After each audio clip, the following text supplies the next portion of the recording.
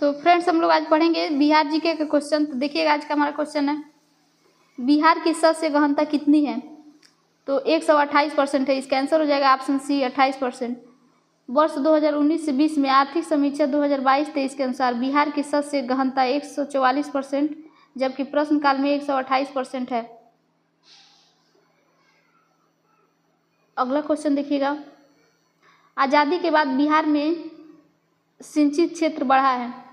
तो आज़ादी के बाद बिहार में कितना परसेंट मतलब कितना गुना सिंचित क्षेत्र बढ़ा है? तो 10 गुना लगभग। इसका आंसर होगा ऑप्शन डी 10 गुना। आज़ादी के बाद बिहार में सिंचित क्षेत्र बढ़कर लगभग 10 गुना हो गया है। आज़ादी के समय कुल सृजित सिंचाई क्षमता कितनी थी? तो 4 हेक्टेयर थी, जो वर्तमान में 2021-20 के अनुसार 81.91 लाख हेक्टेयर है। अगला क्वेश्चन है, बिहार में कृषि के अंतर्गत कितना परसेंट क्षेत्र है? तो देखिएगा ऑप्शन ए है 95 लाख हेक्टेयर, ऑप्शन बी है 85 लाख हेक्टेयर, ऑप्शन सी है 89 लाख हेक्टेयर, ऑप्शन डी है 89.9 लाख हेक्टेयर। तो कृषि के अंतर्गत 50.77 लाख हेक्टेयर क्षेत्र कृषि के अंतर्गत है, इसलिए इसमें से आंसर ऑप्शन ही हो जाएगा। इसका ऑप्शन नहीं दिया है। बिहार आर्थिक समीक्षा 2021-22 के अनुसार 2019-20 में 50.77 लाख हेक्टेयर बिहार में कृषि के अंतर्गत है। देखिएगा ये बीपीएससी प्री 2000 का क्वेश्चन है। तो उस समय 2021-22 के जनगणना के अनुसार कितना था बिहार की आर्थिक समीक्षा? तो 50.77 लाख हेक्टेयर। अगला क्वेश्चन है कि बिहार में किस प्रकार के उद्योगों की प्रत्याशा और संभावनाएं हैं? तो कृषि आधारित उद्योग है, तो इसका आंसर होगा ऑप्शन डी कृषि आधारित उद्योग। बिहार में सूचना और संचार प्रौद्योगिकी, खाद्य संस्करण एवं कृषि आधारित वस्त्र परिधान, चमड़ा आधारित उद्योगों की प्रत्याशा एवं संभावनाएं चिन्हित की गई है। उद्योग मित्र पोर्टल बिहार सरकार है। अगला क्वेश्चन है, बिहार का प्रति व्यक्ति सकल घरेलू राज्य उत्पाद की कीमती पर 42,242 रुपये और स्थिर कीमतों के प्रति व्यक्ति का जीडीपी का अनुमान क्या है? तो 31,316 रुपये। इसका आंसर होगा ऑप्शन ए।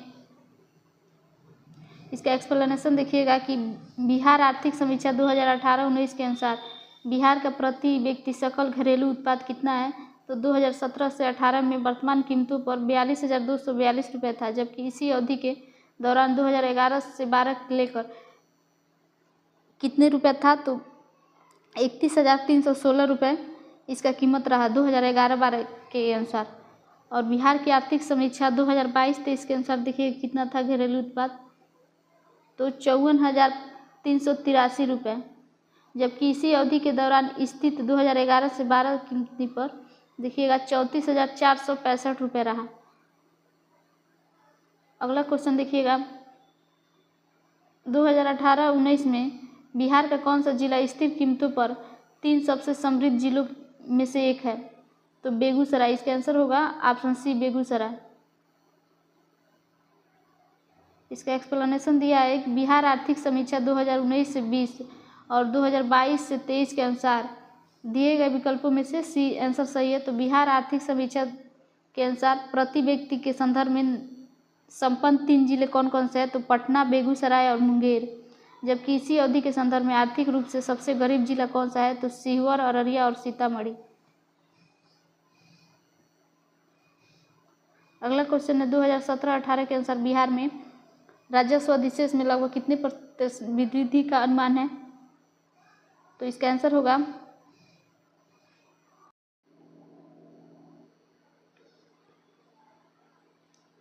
ऑप्शन सी हो जाएगा इसका आंसर, क्योंकि कितने प्रतिशत? 1.34% वृद्धि का अनुमान है। इसका एक्सप्लेनेशन देखिएगा, बिहार आर्थिक समीक्षा 2019-20 के अनुसार बिहार वर्ष 2004 और से लेकर 5 से ही लगातार राजस्व अधिशेष बनाए रखने वाला राज्य रहा, और 2018 से लेकर 19 में राजस्व अधिशेष सकल घरेलू उत्पाद का 1.34% था। राजस्व अधिशेष 2014 से लेकर 15 तक लगातार बढ़ता रहा। इसके बाद 153% बढ़कर 2017-18 में 14,823 करोड़ रुपए पहुंच गया। हालांकि 2018-19 में 52.5% की गिरावट आई थी और यह 6897 करोड़ रुपए रहा। और 2019-20 में देखिएगा राजस्व अधिशेष कितना रुपए था, तो 21,517 करोड़ था।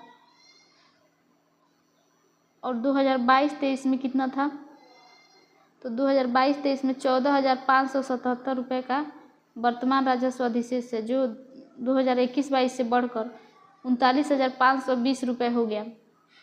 और वर्ष 2022 से लेकर 23 में कितना रुपए का अनुमान है, तो 27,954 रुपये। अगला क्वेश्चन देखिएगा, बिहार में मोटे अनाज का कुल उत्पादन लाख टन में 2017 से लेकर 18 में और उसकी विकास दर 2013 से लेकर 14 में एवं 2017 से लेकर 2018 के बीच क्रमशः कितने % का वृद्धि हुआ, तो देखिएगा 3.15 और 6% का। इसका आंसर होगा ऑप्शन सी।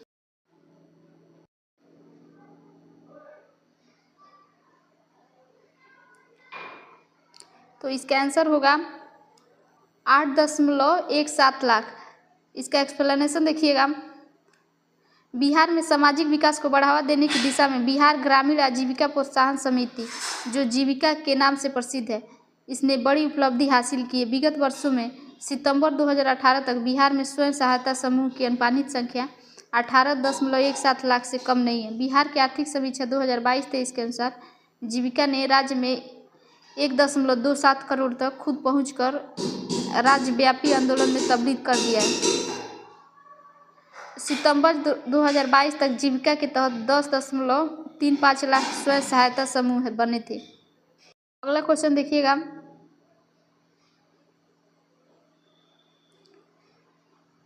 बिहार में निम्नलिखित में से किस स्थान पर पहली बार चाय बागानों की स्थापना की गई थी, तो ठाकुरगंज में की गई थी। इसका आंसर होगा ऑप्शन बी, ठाकुरगंज।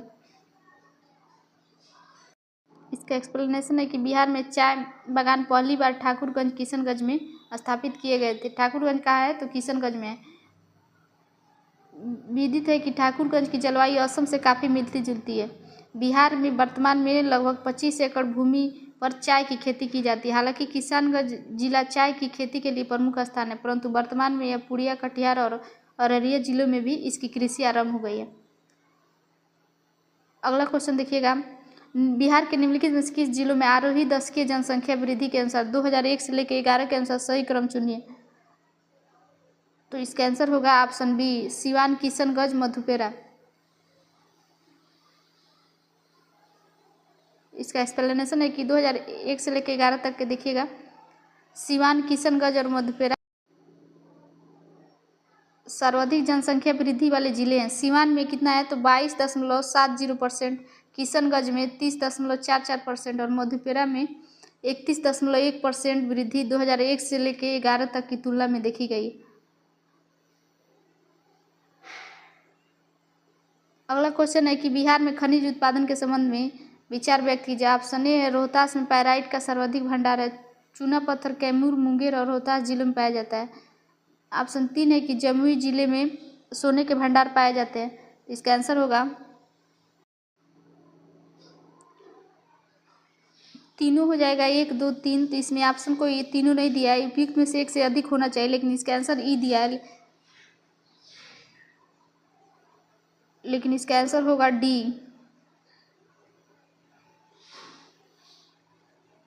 देखिएगा, प्रश्न में दिए गए सभी कथन सही है। रोहतास में पायराइट का भंडार पाया जाता है। चूना पत्थर कैमूर, मुंगेर और रोहतास जिलों में पाया जाता है। जमुई जिले में सोने के भंडार पाए जाते हैं, परंतु विकल्प में से कोई भी समाहित नहीं करता है।